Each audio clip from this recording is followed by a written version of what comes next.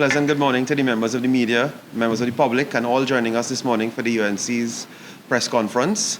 As the government, led by the Honorable Kamala Prasad-Visesa, continues to be accountable to the people of Trinidad and Tobago, we take pride in doing two things: preserving the culture of our country and preserving the well-being and safety and security of our country. And this morning, we are joined by two very dynamic ministers. We are joined by the Minister of Homeland Security, Honorable Roger Alexander, and the Minister of Culture and Community Development, Honorable Michelle Benjamin. So this morning, as we start, I'd like to introduce the Minister of Culture, who has been doing a terrific job so far. Let's welcome Minister Michelle Benjamin this morning to present.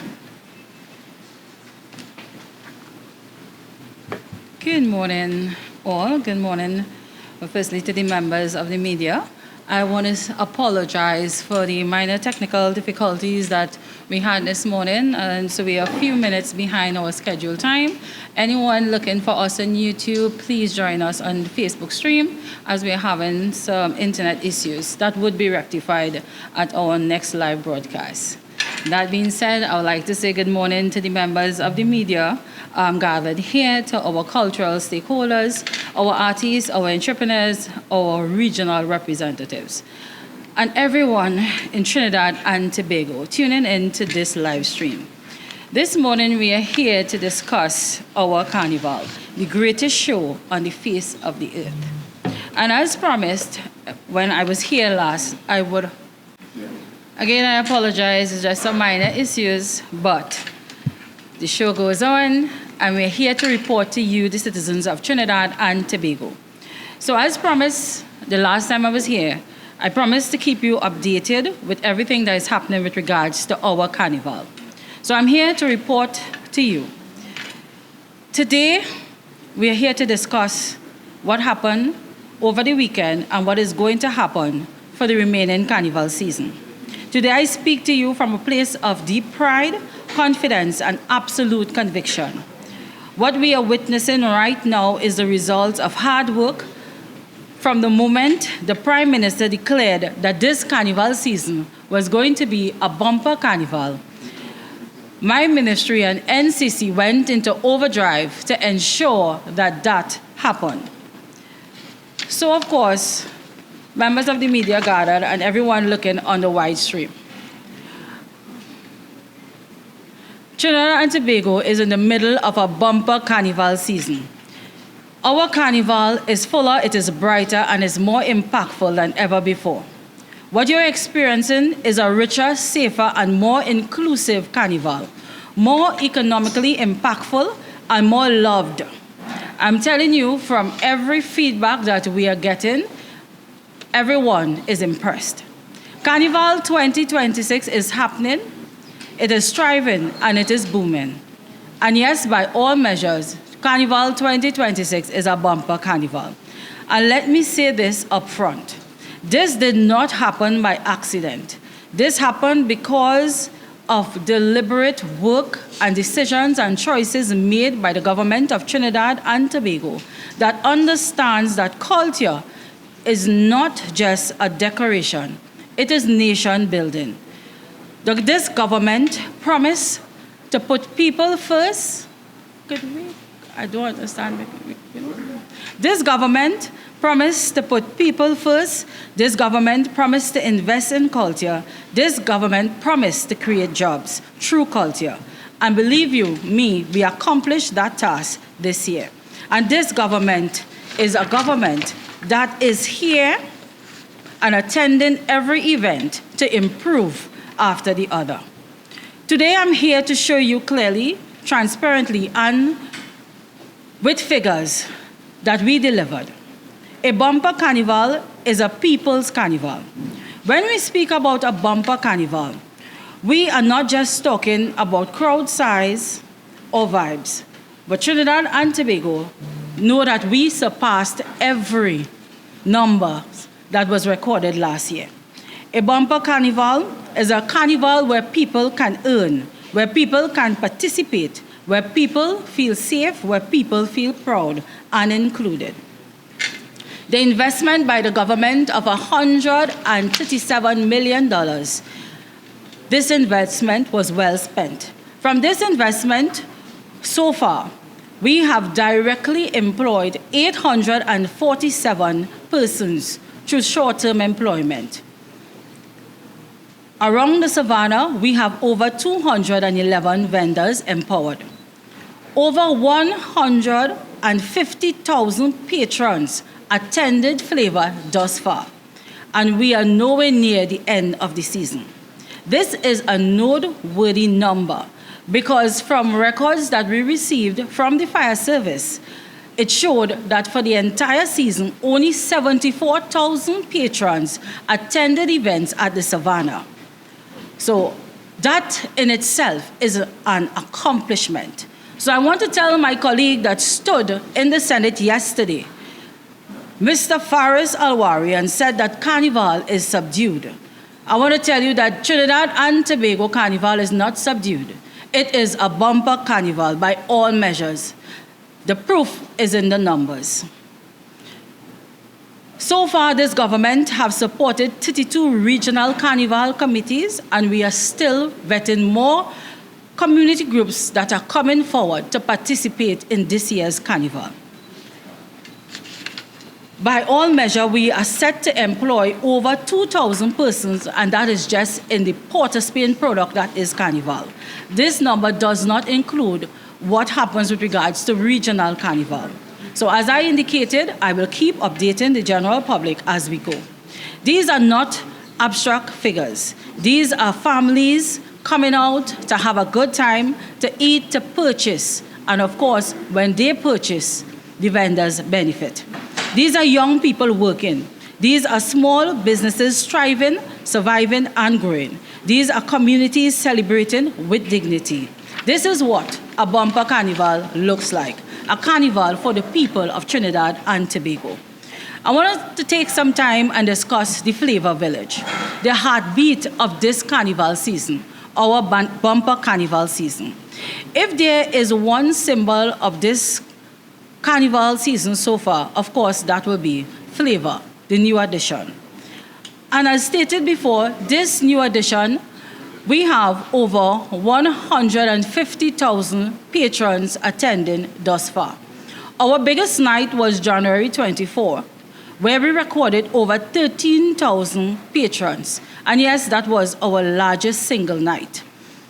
On the 23rd of January, the night before, we recorded 11,600 patrons. And of course, these numbers was given to us by the Trinidad and Tobago Fire Service, who is hired not just to keep us safe in that space, but also to monitor the number of persons coming to these events. One particular night, we almost had to close off the event because we couldn't accommodate more persons. Night after night, families keep returning. This is what happened. This is what happens when a government invests in culture. I want to report to you here that because of this new uptake with regards to Flavor, what we have experienced is that sponsors and companies, they are coming on board to participate. So much so that we have requests for persons to book venues, vendors seeking booths for 2027 Carnival. And that is an indication that there is an uptake with regards to the Carnival product and our culture. Flavor Village has proven beyond a doubt to be a successful addition in this Carnival season. More so, we had our major artists like Marshall Montano, Patrice Roberts, and Lady Lava, giving public acknowledgement of the success that is the Flavor Village. The goal set out by the ministry and NCC was to create an environment where the artists and the vendors have a greater opportunity to earn. And I believe during this carnival season, we were successful in doing just that. I want to report to you concerning John Cupid. The patrons that we have recorded with regards to John Cupid, this year, 45,000 patrons. And by all indications, it is 18% up from last year. Again, this is another successful space on the Savannah. What we have seen and this weekend prove us that persons are attending every function in mass numbers. For pan semis, the North Stand was full to capacity. Grandstand, the Greens, and the Drag. Our Trembigonian spirit is alive and well during this carnival season. A bumper carnival creates jobs, real jobs. As I stated, we directly employed 847 persons.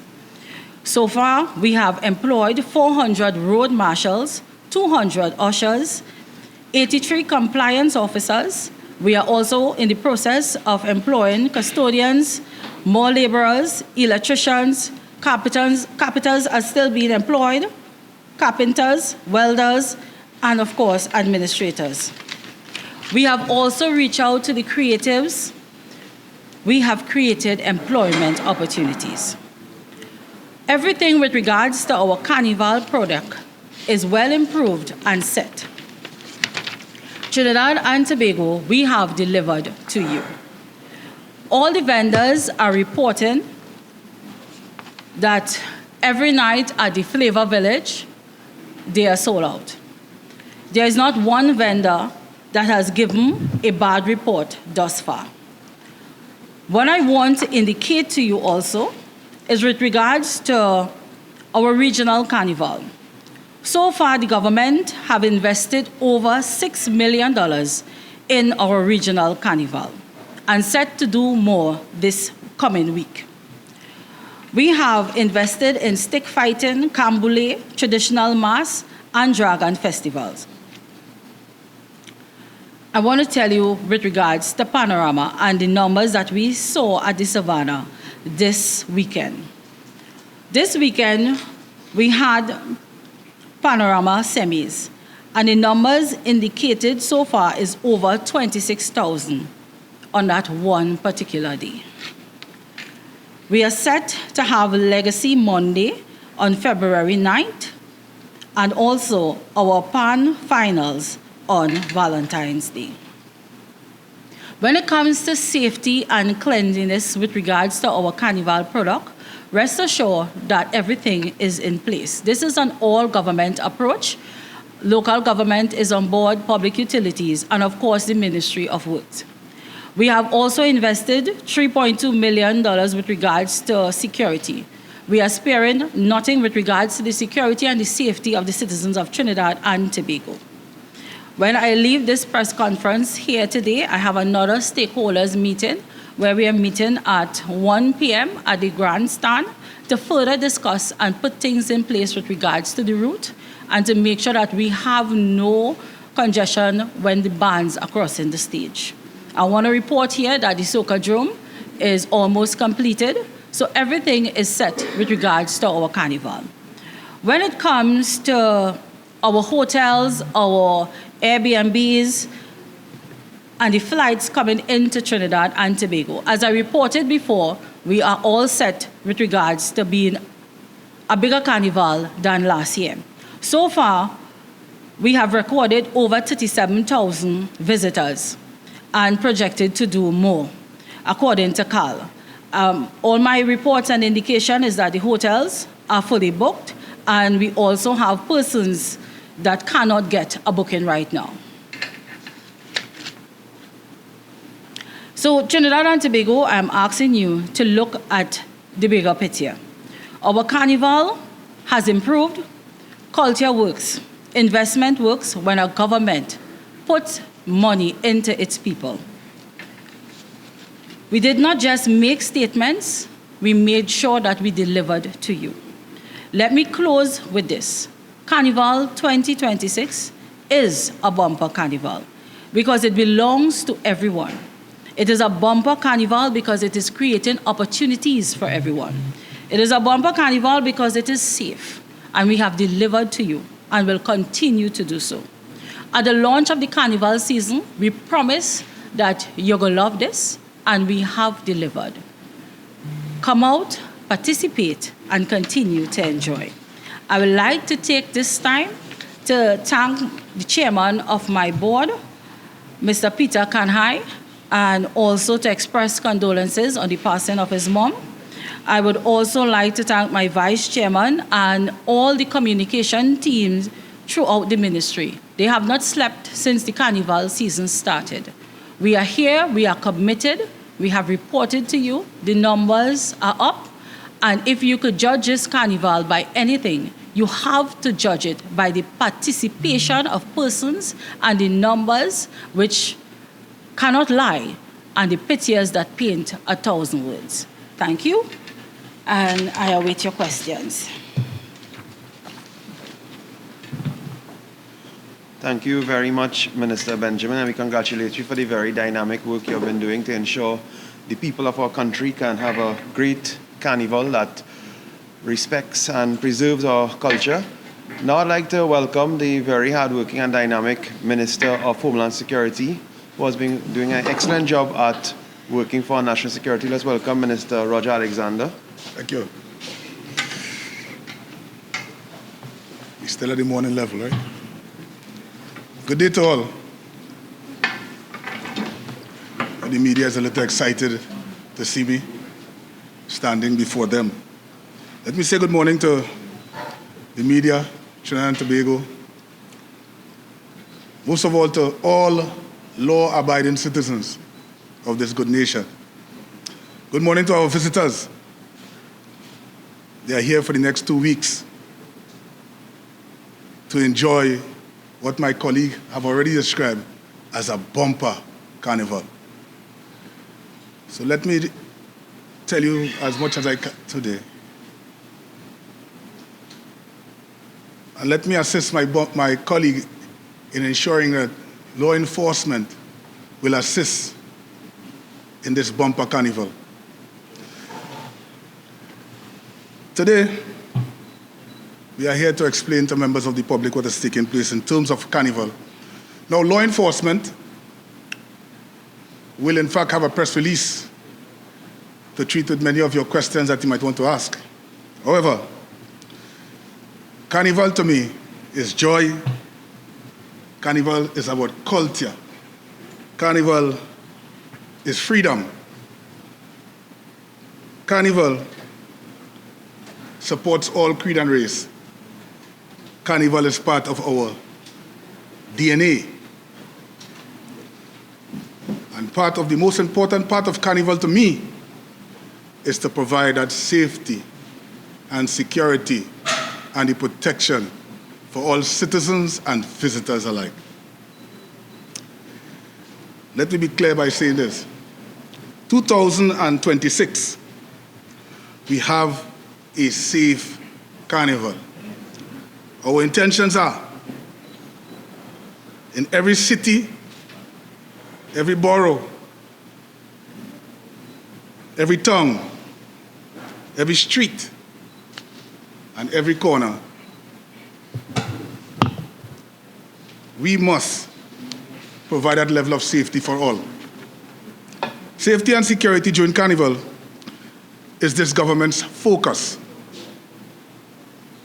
When people put on the costume and they cross the stage in Port of Spain, Chaguanas, or wherever, they must be able to do so without fear. The People's Commissioner of Police, my Prime Minister, the Honorable Kamala Prasad-Bisesa, have instructed me, and I too have instructed all the teams under my command, that we must have a safe carnival. So the message today, Carnival is for enjoyment, not violence. Carnival also for families and not for criminals. If you come out to fight on our nation's streets for Carnival, if you think Carnival, you will take the advantage to frustrate persons, to commit offenses against them, I suggest you think again. You will meet law enforcement at every corner. The government and Prime Minister and the Commissioner of Police are all here to stop your foolish behavior. Next week, they will meet with us now and put an end to the plan. So if you decide to time us and feel that you could move from one week into another, we'll address you accordingly, the criminal elements. What we plan to do, or what we plan to put in place for 2026 Carnival, the Carnival must be secured. It's not just guesswork. We didn't guess how we're putting together the framework for Carnival.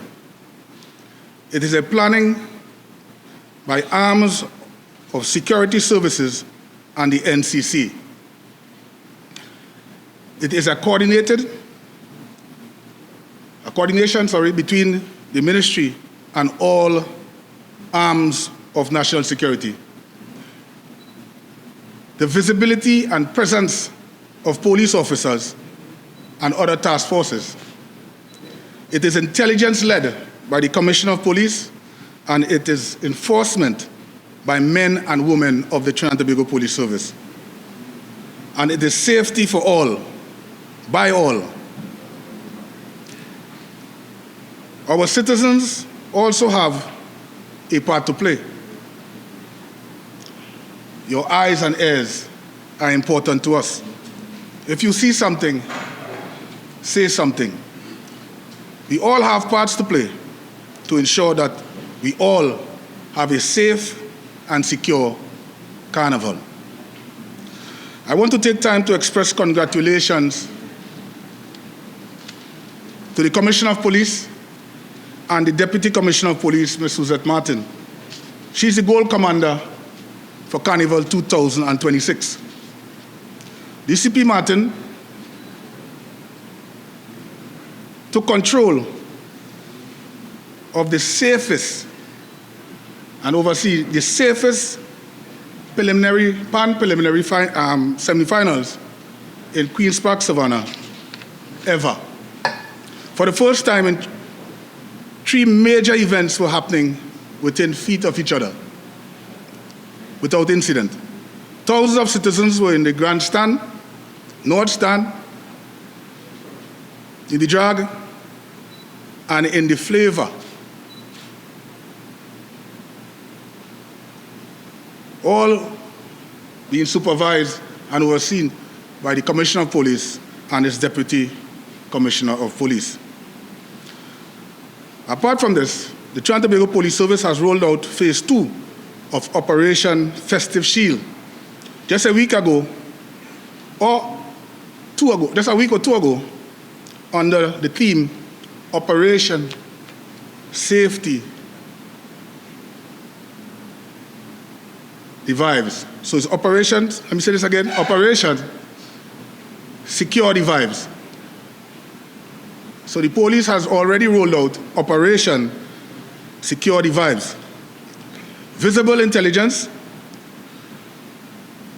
border and ban security, enforcement, safety for all. Let me explain that in plain language. If you are a criminal or a member of a gang, and you want to know, I just want you to know that you should not come to Carnival and attempt to cause any disruption. I suggest you stay home. And to our law-abiding citizens, the police wants you to know that they are with you, securing the vibes, protecting the people, and preserving the culture. They need you to do your part and follow instructions. And I repeat, follow instructions.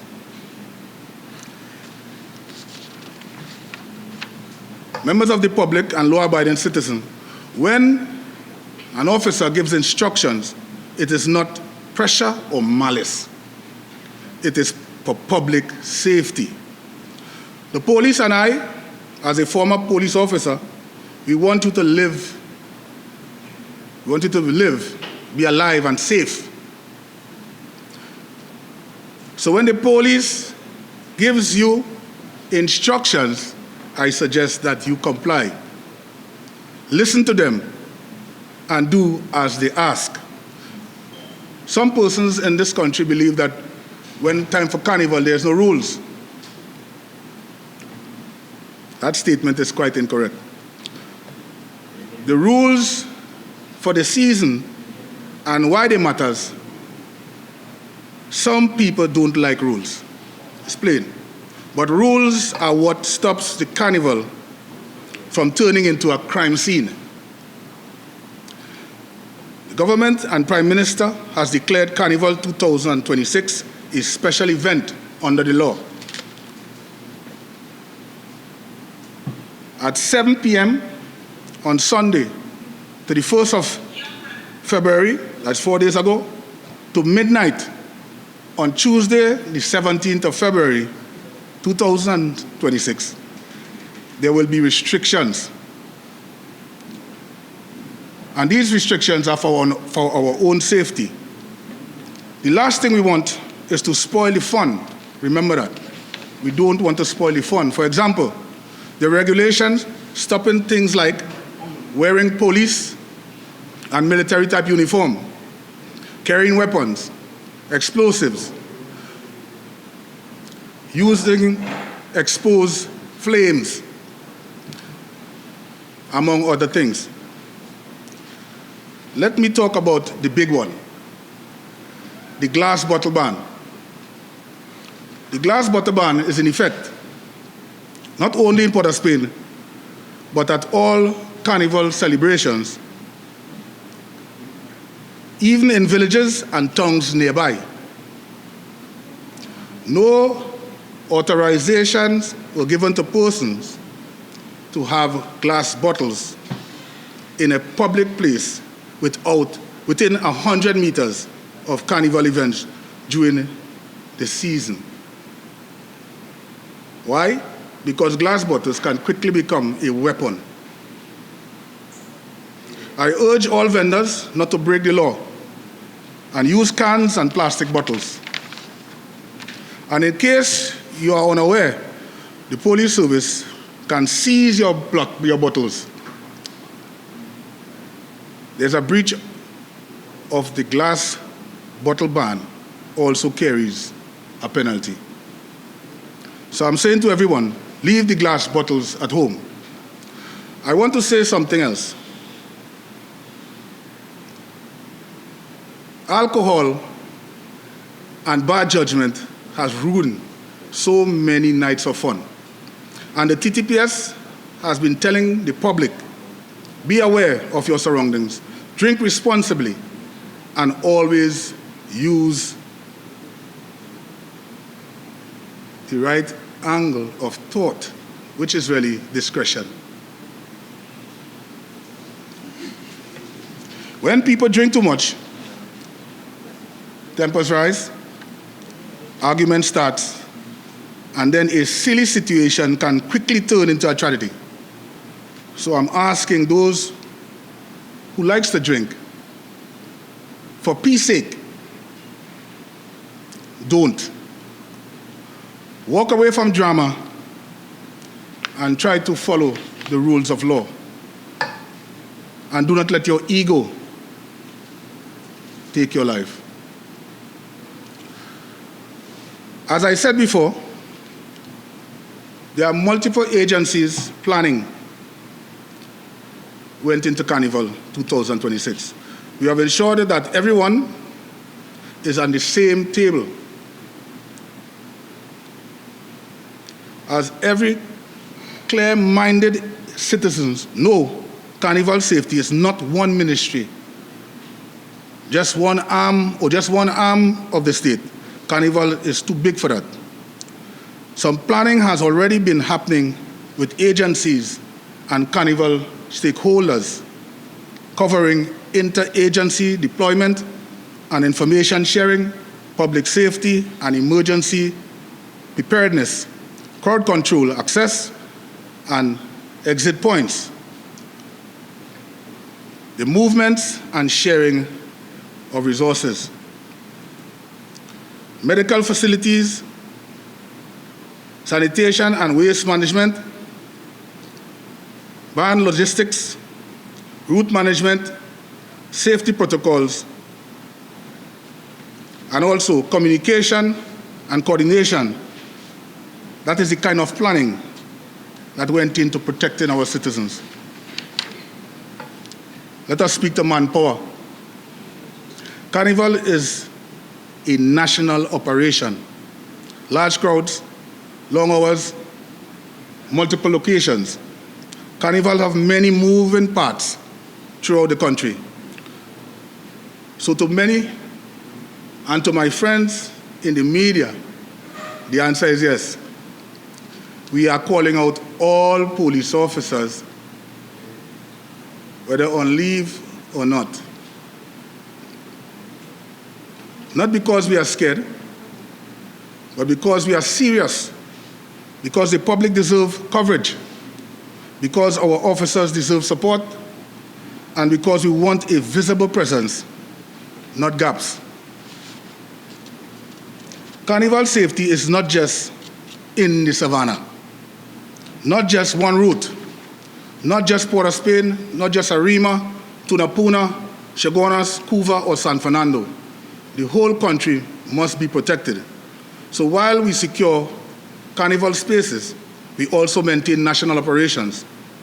Because the citizens in Moruga matters, the families in Mova and Lavantil also matters, the business owners in Twin City and Chaguanas matters, and of course, my brothers and sisters in Tobago.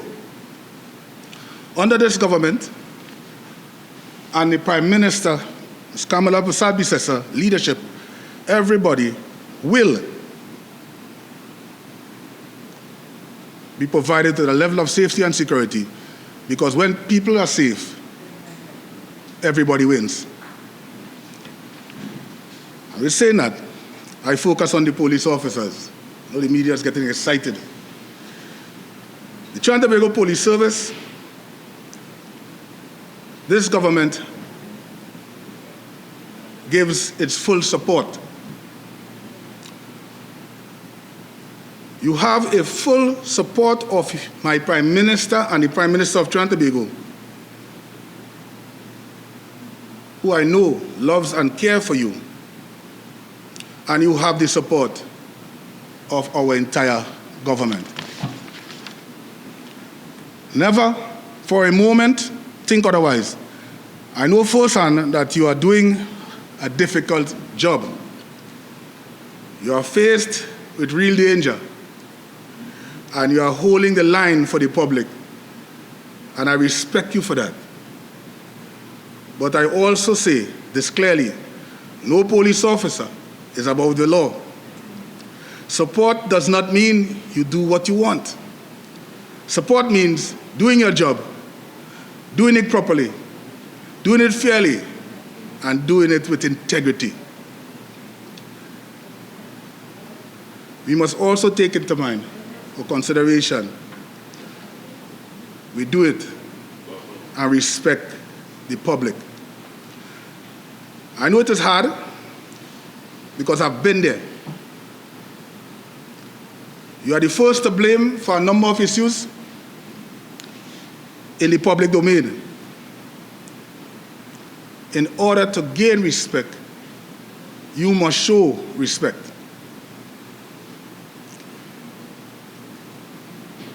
We are proud of the officers of the Trinidad and Tobago Police Service, supported by our colleagues from the Defense Force. When Carnival time occurs, and they accompany police officers on duty.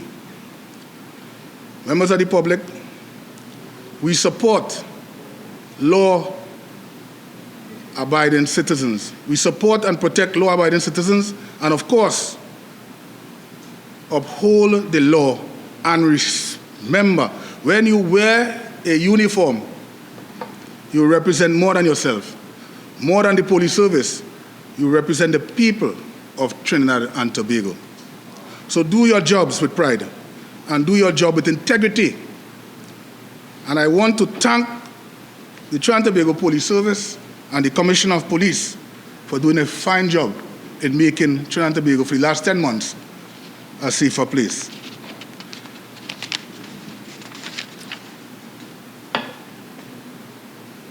I am not here in any way trying to influence persons about what is happening presently on the ground. But I can say this. We must learn in Trinidad and Tobago to celebrate life and not deaths and murders. Instead of supporting what works, we have seen persons from the past regime sometimes support everything that this government put together for the purpose of protecting our citizens and ensure that they live. But instead, they continue to support every element. It seems like they are showing, toting, or worshiping the criminal element. We don't intend to get soft with crime, as we would have seen those in the PNM did before. And every time they get soft, the criminals get more bold. They're doing things in the presence of others. They don't care. They believe that nothing could be done. We don't intend to relax. We don't intend to get soft. We don't intend to ease up. If we have to tighten the rope, then so be it. Members of the public, as we stand today, the Ministry of Homeland Security wants to ensure that everybody has a fantastic, safe carnival. Let us respect our visitors. Let us respect our law enforcement officers. Let us respect law-abiding citizens. As I leave you today, and I will take your questions, Carnival belongs to the people. Let me say this again. Carnival belongs to the people, not to the gangs, not to the drug lord, not to the drug trafficker. The people of Trinidad and Tobago owns the carnival, and it is our responsibility to secure the carnival by any lawful means necessary. Again, I want to thank you today, and I wait for your questions.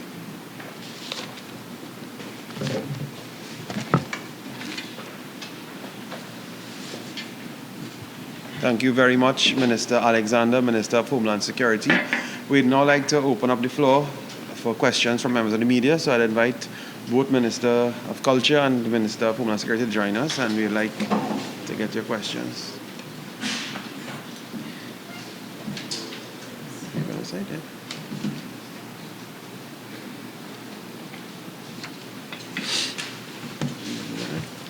All right, so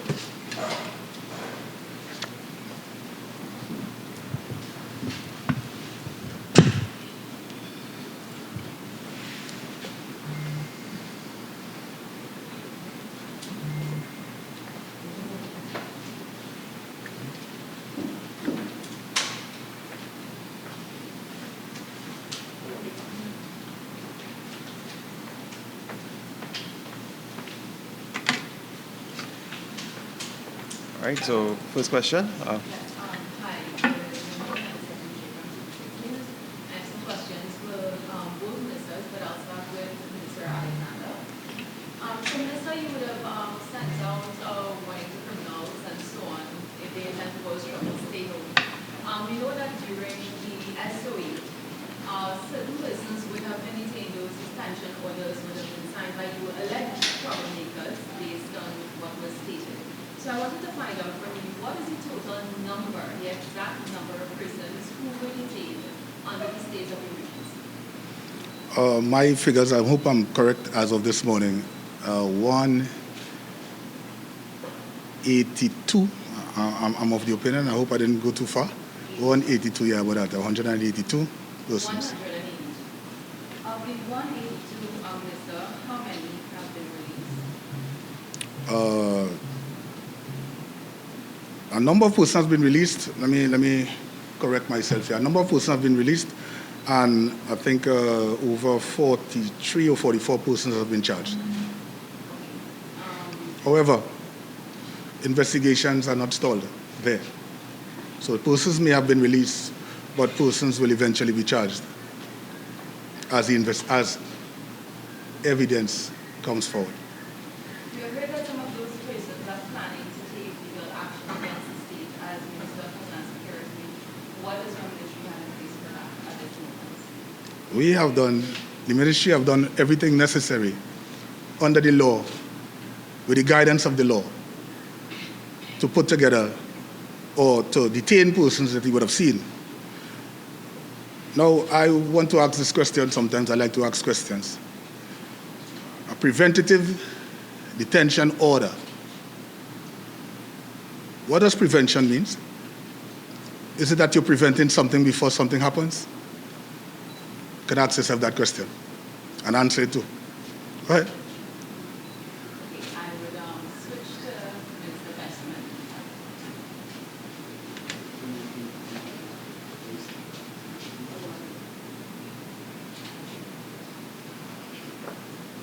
Good day, gentlemen, guard media. As we have Mr. Alexander there, instead of switching and going back, I understand keep with the questions. And sticking with the same vein, most of the detainees held between the SU were freed without charge arresting, including 4 men who were supposedly plotting to relay upon the stage. Including in that 4 was a police officer. Based on your information, how safe is not only Minister Sturge, but the wider public, given what these people are held for? The police service by itself don't operate. We have intelligence-led persons, we have intelligence sections and all of that. What I can assure you is that Mr. Sturge is good. He's safe at this time. However, the investigations continues. Some of the persons did not reach the threshold that charges were laid immediately. However, that doesn't take away the fact that charges may eventually be laid. Now, for the members of the public, again, it's about safety and security. And the Homeland Security, together with the Trinidad and Tobago Police Service and others, we will do whatever we have to protect our citizens. Again, this will be done by any lawful means necessary. Now, as far as you are aware, what further assistance does TPS need to change or increase their information and intelligence to evidence so that we will see people being held fair and released? While I would love to answer you, and I will say this over and over, evidence is an important thing. Evidence comes from a number of areas. So if it reaches a stage that we need to get evidence, it will eventually come. I can't share with you where the evidence is coming from, because it doesn't make any sense. You might write a report and next thing you know, the person's aware of where I'm coming from. Not in that sense, Mr. But do they need more manpower? Do they need legislative support? Do they need vehicles? What more does the TPS need to move from intelligence to evidence so that we have arrests and charges and hopefully convictions? Well, if you heard me before, I said that some of them did not yet reach the threshold. But that is not over. The investigation continues, the gathering of evidence continues until such time. So time is a major factor. They need a little more time. Well, you can say so if you want to.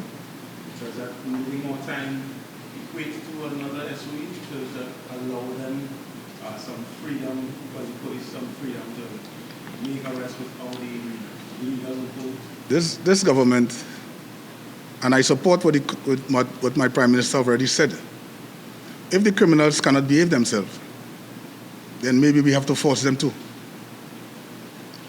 The criminals are not more important than our good citizens in Trinidad and Tobago.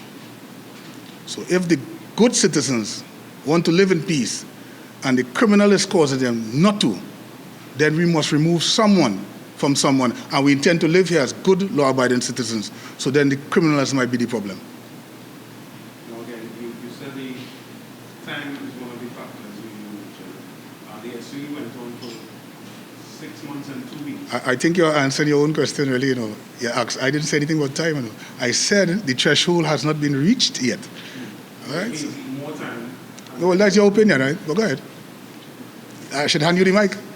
6 months and 2 weeks. As far as you're aware, based on the information that you have in communication with the Commissioner of Police, how much more time do you think is a reasonable amount? Jensen, with all due respect, the minister has answered the question, and you are not, no, Jensen, you are now going into a dialogue as if this is an article we are writing together. The minister has told you. I want to clear up one thing. One thing, you spoke about manpower and operational issues. What the minister has clearly said is that the threshold has not been met as yet because investigations are ongoing. That is not because of any shortcoming from the government or from any lack of resources. Secondly, this issue of time, the minister has cleared that up, and we've made the point that the investigations are ongoing. So we'd like to go on to another question now. Doris, yes.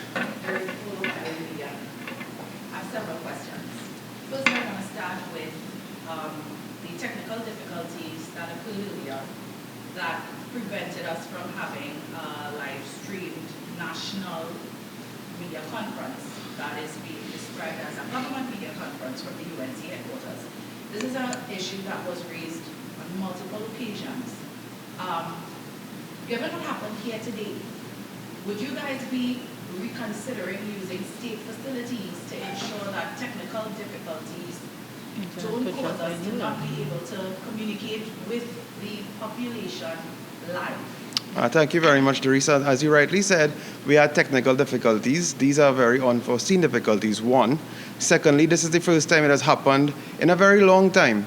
Third point, you use the word communicate to the population. I want to point out to the population that this government has been communicating 3 times a week, Wednesday, Sunday, and at times post-cab. So because we've had technical difficulties on one day, or a needle in a haystack kind of period, it does not mean that this was an attack or this was purposely done so the population did not get to hear, because first of all, we've recorded it. It will be put out. The recording will be there. And also, we have a lot of faith in you, the media, to report the accuracy of what was said here. So the technical difficulties will not hamper you, the media, from reporting the accuracy that was presented here. So, second question, Darius. I remind you of, almost every press conference they've had in the last 10 months. I will remind you of that confidence. Yes. All right, so I want to go back to Minister Alexander. And I know that you kind of shut down my colleague on the question, but I have to ask it again in a different way so that we could all leave here with a better understanding. What we're asking is, when the minister says that the threshold has not yet been met, and you have Mr. Morris indicating that it's not because of a shortfall of the resources, we are left concerned or questioning then why these individuals are not charged yet. What is the threshold that needs to be met? If it is not time, if we could get an explanation of what that threshold is. I am not prepared to give you that information for one or more reasons. This is national security. And I would not want to give you that information. However, I will say again, in some of the cases, the threshold had not yet been reached. Underline the word not yet. All right? Reached. Meaning that it hasn't reached there yet. So, saying that, having said that, understand what we are saying, that we are continuing to do investigations into these things, and whenever it reaches a stage where it is ready, you all will be the first to know. That's all right? Take that. Yeah. All right, so there have been some calls for the police commissioner to be fired following his statement surrounding the police killing of Joshua Samuel. There were also calls for yourself to resign. Okay. How do you respond to people unsatisfied with the state's response to that incident? Okay. First of all, I am the Minister of Homeland Security, and I will continue to serve my country as long as the Honorable Prime Minister gives me that portfolio to do so. Furthermore, my job entails a lot of activities. Some I could explain, some I cannot. When the people call for these things, sometimes persons are hurting, it's an emotional call and all of these things. I continue to understand because I was here before. I was in that position that the commissioner was in before, not as a police commissioner, but as a senior police officer involved in operations. And I know, no matter what it looks like, evidence is what changes the game. Evidence is what the police need to do to bring someone before a court to be dealt with according to law. And it's the court that, in fact, adjudicates on things, and not really the court of public opinion. So we must just forget, you mustn't just drop off and say, well, hey, the court of public opinion say. Let us get the evidence and present it at a place so prescribed. So is it that you continue to have, you and the government, full confidence in the police commissioner to continue this mandate, but not only that, to deliver justice for people who want to see it, manifest and come to fruition? And let me tell you this. I have spoken to the Commissioner of Police and the investigators involved in the matter that I showed that you are speaking about. A time frame was given with respect to when the file should be submitted. And when this is done, when all the information is gathered, the file will be taken to the Director of Public Prosecution, and his decision we will continue to respect. And then the chip will fall where it may. That is a government position. As a former police officer, we've seen numerous instances where officers involved in certain incidents that are under investigation, they attempt to be set on leave. We haven't seen that in this instance. In fact, the police commissioner would have recommended that they receive some sort of counseling. Based on your experience all right. And expertise, would you say that that was the right move? All right. You see, for those who don't understand the procedure, and sometimes you all listen to persons who were here for a short time and form their own opinions, I understand that. And I understand why that is going down that particular road, because some persons looking for mileage while they are shut down. And we can relate to that. Let me explain to you how this procedure really goes. Whenever a police officer is involved in a shooting incident and somebody dies, you have 4 investigators. A senior police officer, Professional Standard Bureau, the homicide, and the PCA for oversight. That is 4. What normally happens is, during that investigation or after the shooting, the police must seek counseling. Because sometimes you will sit there and form an opinion on what you thought you saw and what you saw and all of that. And fine, I understand that. The investigation is going on. But there are persons involved. There are victims on both sides now. And that's what I said, and that everybody's so upset. The police is also victims. That person don't understand. So they must go for counseling in order to be treated with mentally and otherwise. So when persons made a statement about leave, after the counseling, recommendations could be made for the police officers and them to go and leave as the case may be. So sometimes you hear persons rumbling on. There's nothing in the books. A lot of persons are now before the court and have to pay damages. You know why?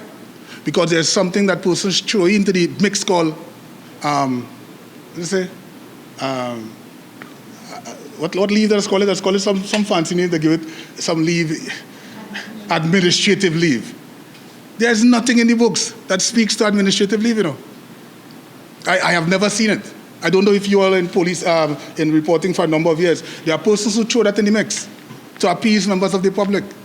And now, I can show you, well, if I had my documents here, I'd show you. There are persons who has been placed on administrative leave continuously for the last 3 or 2.5 years without being charged administrative leave. You see? We are not here this government is not here to cover up anything. done by any agency, especially under my responsibility.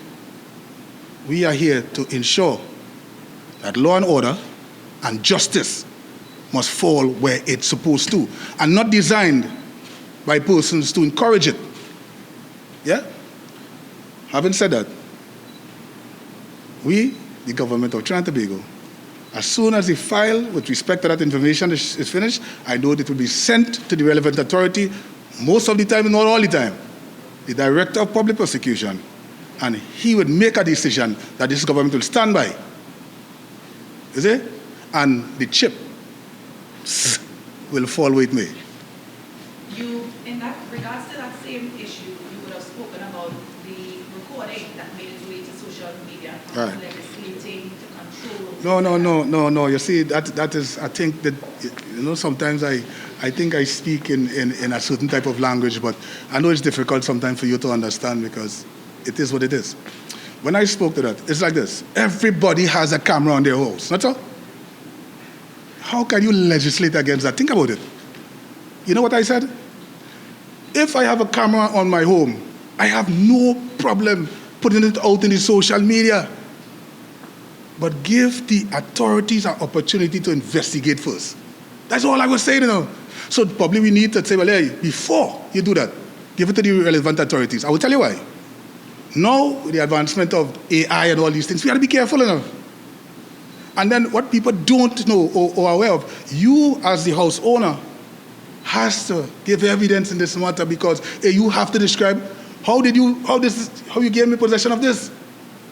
So, milady, and for members of the public, I did not, I see even CNC3 or somebody put up something, how $10,000 for, I don't know where they came that from, utter rubbish as usual.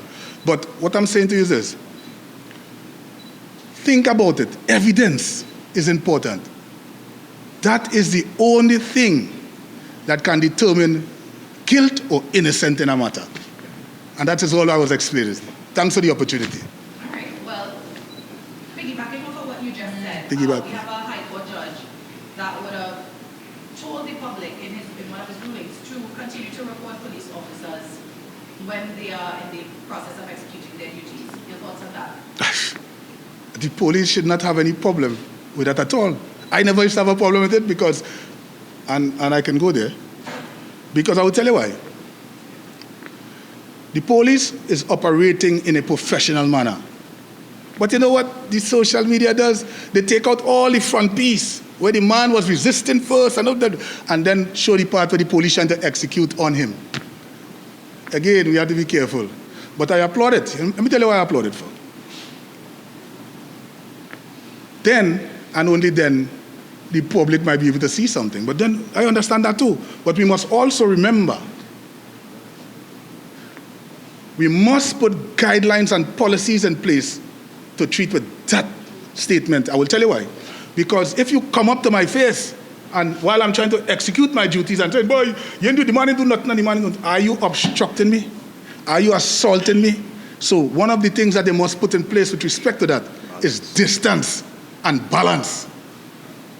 It cannot just be up in your face, like you see the camera up in my face, Alexander, you're kicking the man, and all kind of things. Sometimes it's not even happening. But they are saying, you know the lady would have said, oh, you're wicked, you know the wicked lady? She have a remote control that says the same thing over and over, even when it is not happening. There were some, get some feedback on the hunger strike at Tetra Barracks. I'm sorry to my colleagues, I'm sure they'll be interested in these questions as well. At Tetra Barracks, there is a hunger strike ongoing. People want to be relocated where they were before, and we understand that there's some works going on at one of the facilities. Any response or reaction to that? Listen, this government, though one might think, we intend to treat everybody fairly, you know. And as soon as things are completed in a particular place and all is well, persons might return.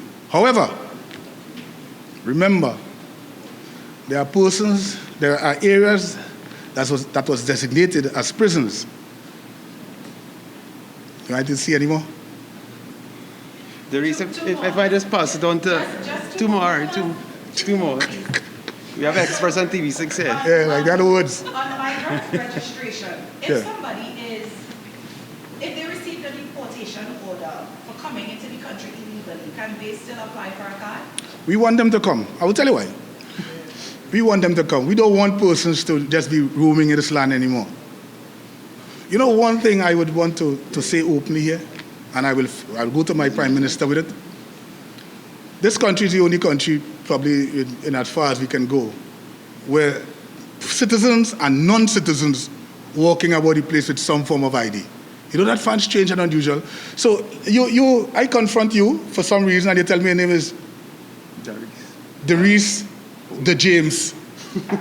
But that's not really your name. And I'm supposed to take that, and then there's a whole controversy. You don't think it's time for persons to walk about with some form of ID, especially when you're above a certain age? I just showed it out to you because you're a thinker, it looked like. Go ahead. All right, final question. Regarding the situation with TNT nationals in Syria, there is some chaos happening right now with the Kurds and the Syrian Democratic Forces. Could we get an update on repatriating those nationals here? I am part of a team in Homeland Security, and I can tell you this. We are having some difficulties because of what is presently taking place there now.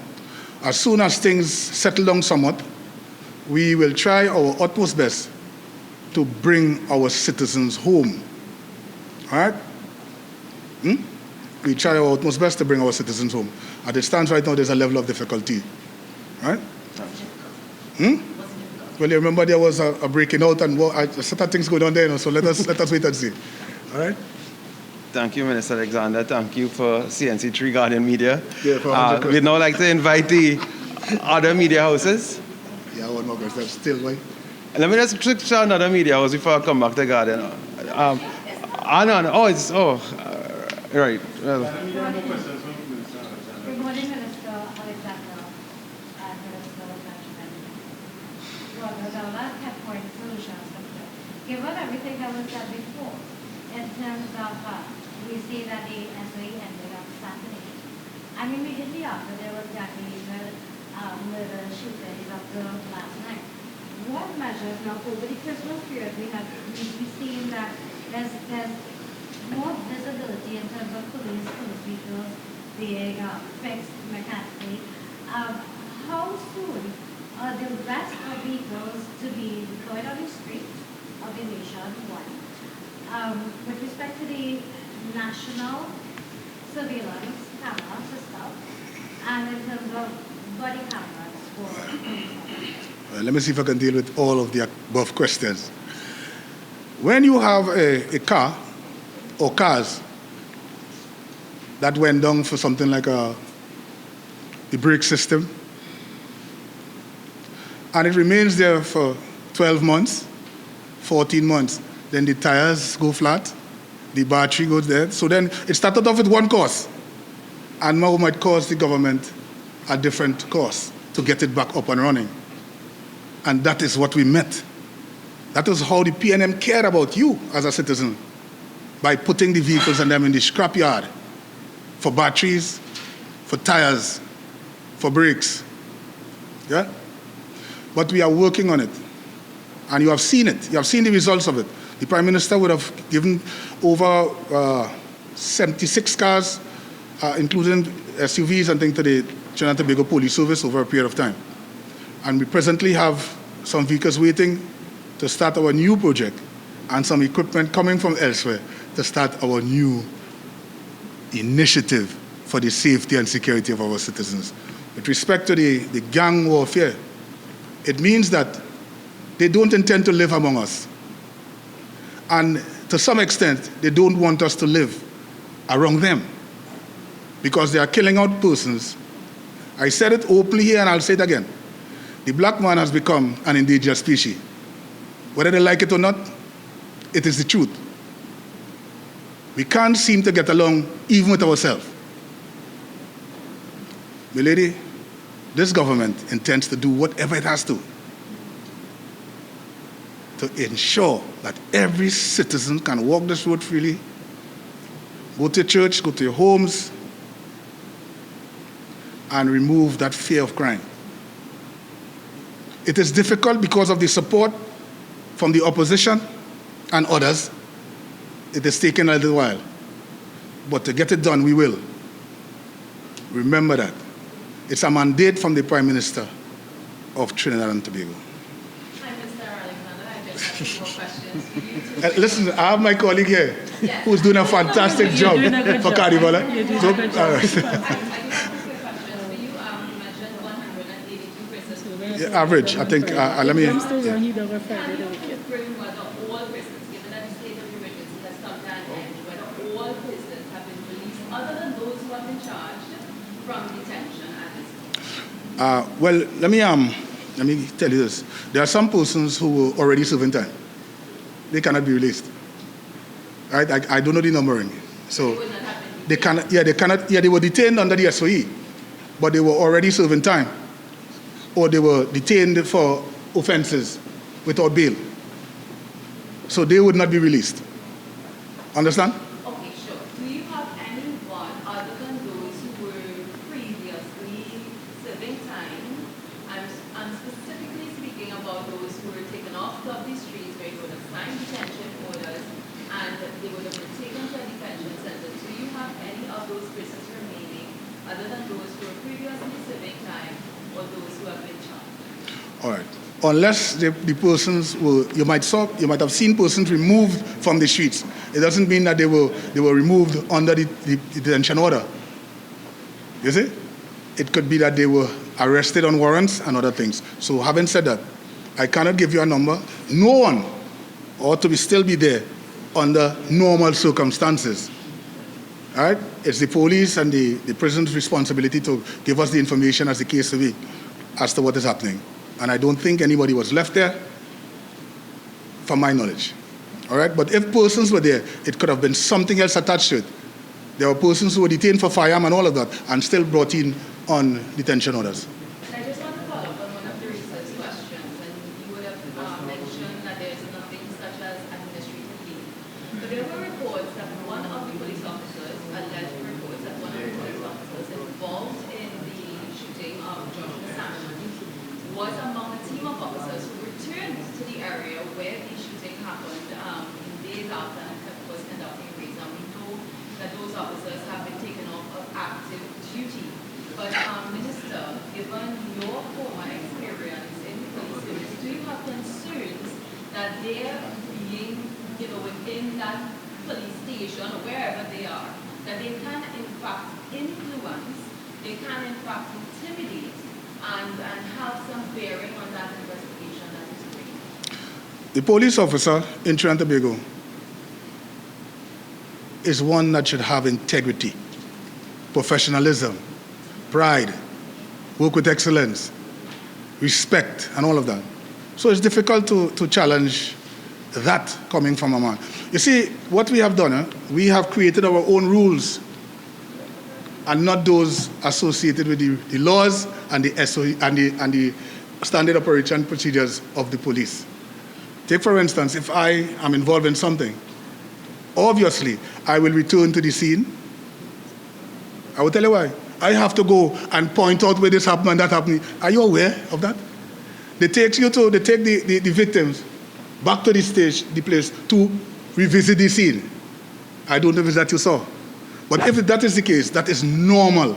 If you are robbed on the outside here, the police will bring you back and say, where you were standing, look for this, look for that. So we have to be careful how we see things and bring it out to members of the public. That they were in fact conducting raids. It wasn't a situation where they were pointing out where this happened, as if they were speaking to residents. I am not sure what the nature of that was, but that is what was. I would like to see that though.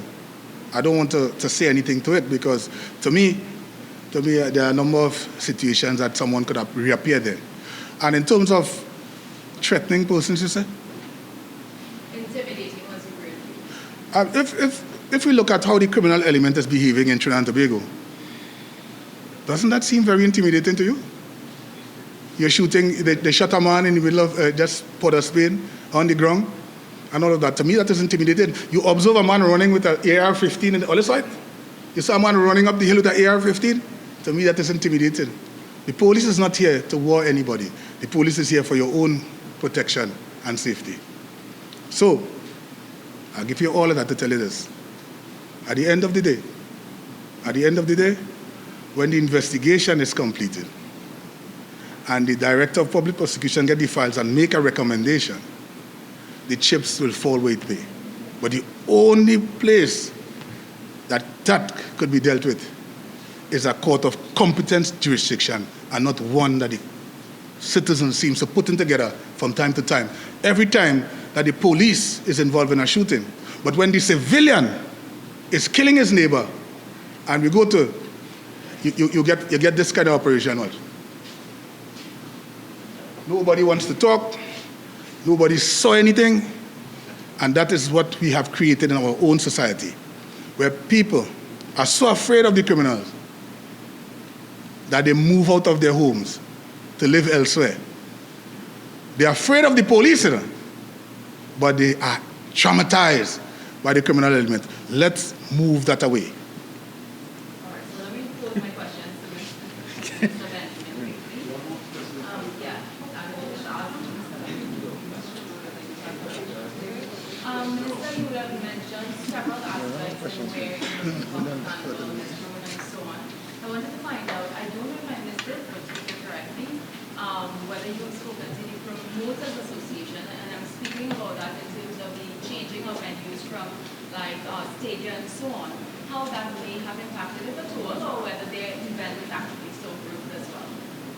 From all indication, all of the events that were moved, for example, I'm aware of experience that took place in Skinner's Park, and speaking to that promoter, Mr. Benny, he indicated that his event went on seeing an improvement with regards to patrons. So from all indications, everything is going well. Even we had a last-minute move with regards to O2 Park, I believe it was of Iron Park, and even that went well as well.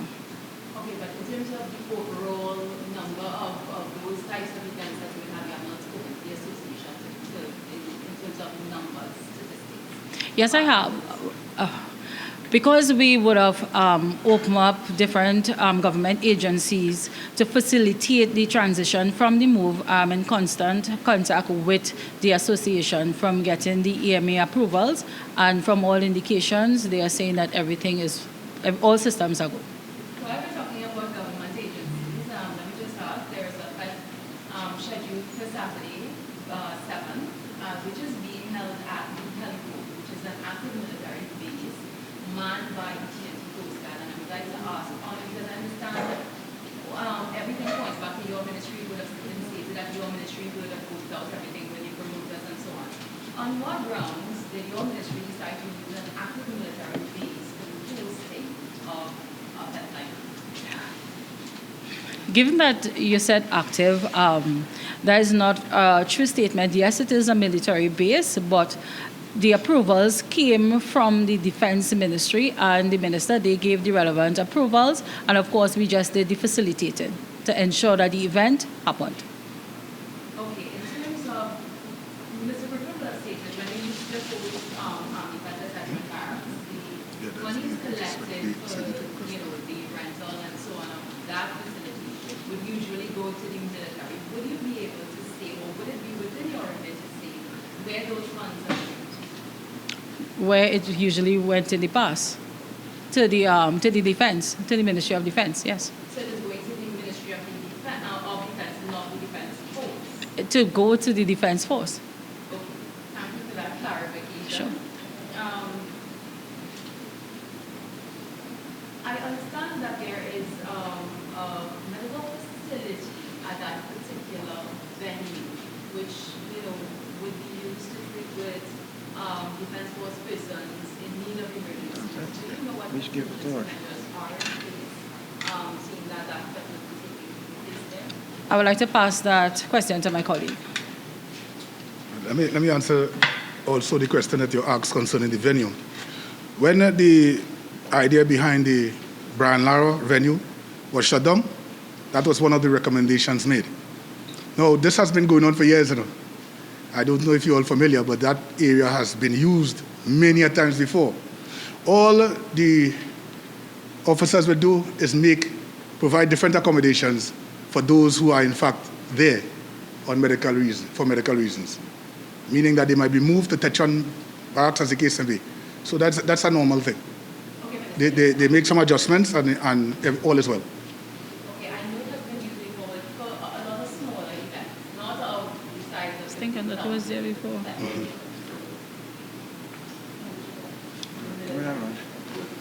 Yeah. Yes, Yeah. it was there before. And yes, Minister, there were concerns that given the advanced state of technology, we have military at that particular piece, and given the advanced state of technology, there were some concerns raised by actually former Police Commissioner Gary Griffith stating that most mechanisms are in place to be able to properly surveil and do all of those things at that particular site, given that there is military equipment at that particular site. Yours. I think that is for Let me answer that too. We have spoken to CDS for Sapolo, and everything will be done to secure all equipment away from the public who might be frequenting there on that particular day. And Minister, will you be able to state whether the military, the defense force would be part, and or the TPS would be part of the security mechanism for that particular event? Always have, always will. So both the defense force and the TPS. Thank you so much. All right, so we'll now invite TTT to ask their question. We've had a series of questions from all media houses present, so we go to TTT. For culture? Let me just get TTT and I'll come back to culture, yeah? Hi, good afternoon, Daniel Jones, TTT. I just have a quick question for Minister Alexander. Roger. Last year, you would have mandated enhanced training for immigration officers following an investigation into the unprofessional treatment of caring for racism at the Piato International Airport.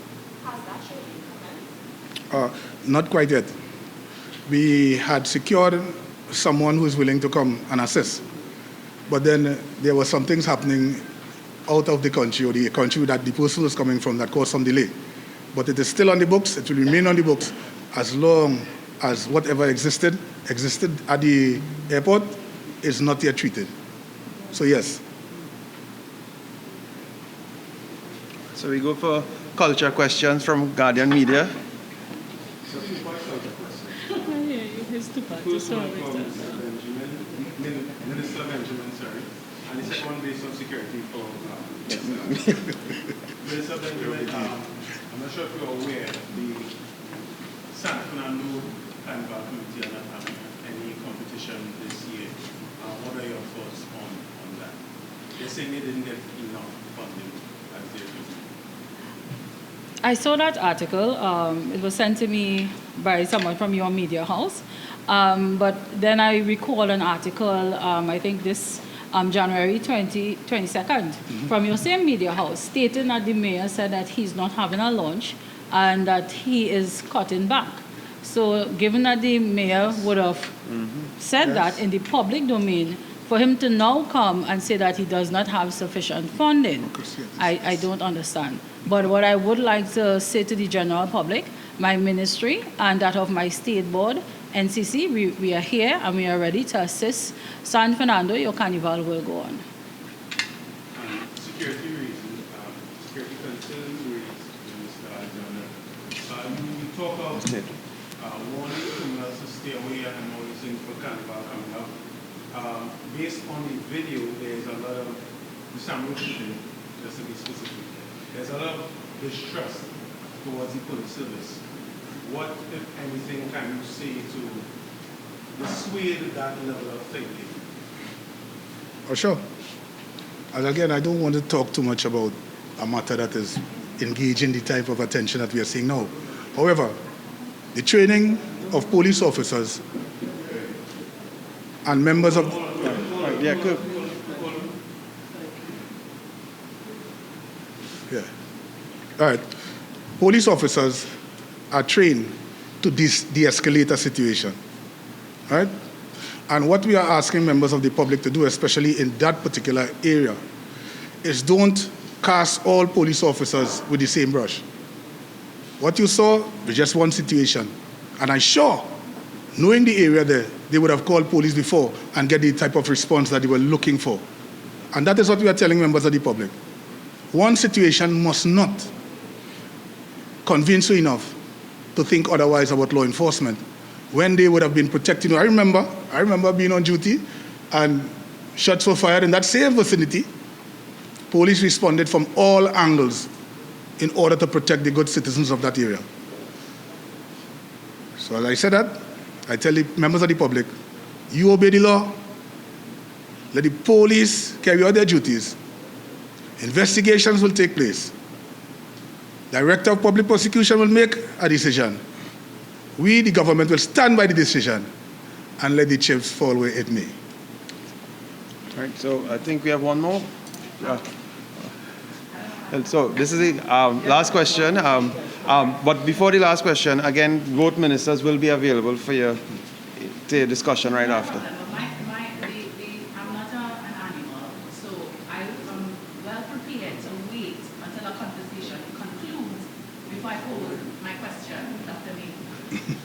But to the culture minister, referring to the question that was originally posed to you by Jensen concerning the cutbacks with regards to San Fernando's Carnival and the competition element of it not taking place. In the first article that you referred to that we published on January 22nd, the mayor said that they were going to be allocated $700,000 and that in itself was a reduction in its allocation. What he said in the new article that we published was that what they actually received was $500,000. So the cutbacks were going to happen anyway. So what we're trying to find out is whether you could clarify if there was a cutback or not in terms of expenditure from the NCC to the Carnival Committee in San Fernando to justify them deciding not to have the competition element. All right. I want to put something again in the public domain, so this is to clarify everything outside there. When it comes to regional carnival, there are things called regional coordinators that is hired by NCC that would visit the different groups. The mayor put out in the public domain that he is cutting back San Fernando Carnival with regards to the launch.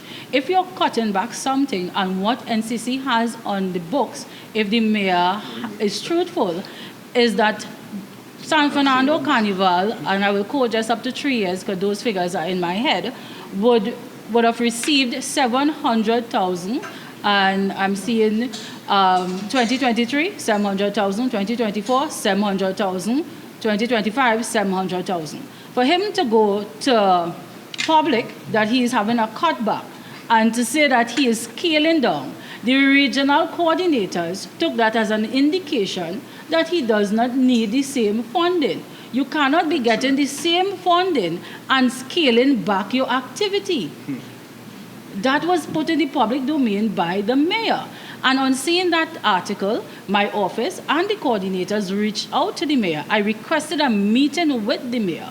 But as I said in my first reply, the ministry and NCC, we stand ready. My entire family plays Juve in San Fernando, and the judging will go on without the city. If the city corporation is not ready to run the people's carnival, the people will run their carnival.